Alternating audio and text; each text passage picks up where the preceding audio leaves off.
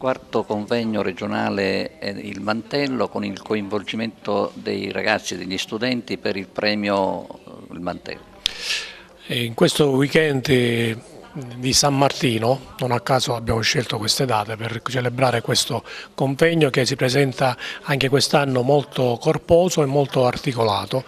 Il sabato ci saranno appunto gli studenti che noi abbiamo incontrato nelle scuole di tutta la Sicilia, sempre parliamo dell'ultimo anno dei licei.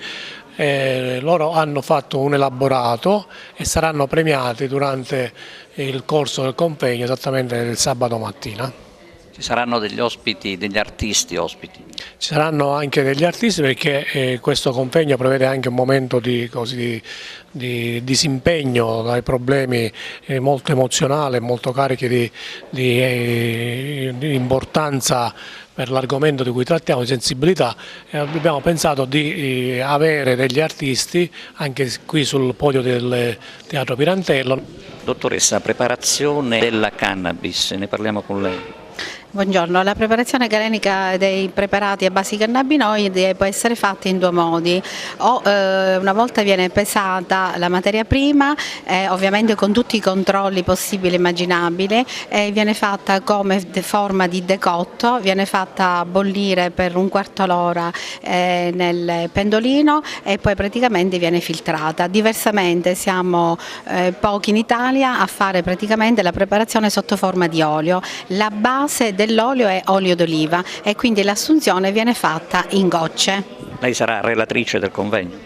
Sì, io sono qua per portare un aiuto nella mia amatissima terra in maniera tale da poter dare praticamente la possibilità a tutti i pazienti di poterlo utilizzare. Io vengo dalla Toscana e diciamo che questa terapia è una terapia che funziona molto bene, quindi mi fa piacere che anche nella mia terra possa essere utilizzata. Testimonial della manifestazione, hai fatto il giro delle scuole? Sì, abbiamo cominciato a maggio scorso, abbiamo girato tutte le scuole in lungo e largo della nostra Sicilia.